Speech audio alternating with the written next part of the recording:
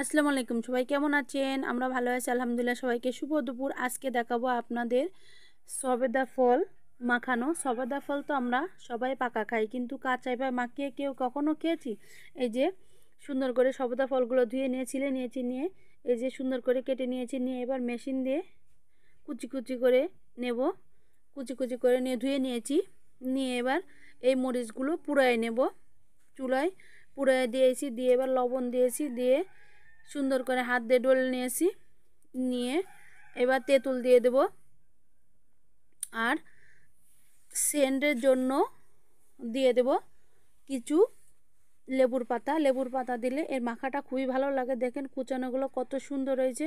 এবার কিছু ধনিয়া পাতা দিয়ে, আর দিয়ে আমার মাখা হয়ে গেছে। আরেকজন মহিলা আসছে আমাদের বাড়িতে, এসে বলতেছে আমাকে একটু মাখা দেবে, তাই ওই যে ওনাকে দিচ্ছি। আর খুবই টেস্টি, খুবই মজার। আপনারা বাসায় একবার হলেও ট্রাই করে দেখতে পারেন। আমাদের খুলনাতে এবার মাখা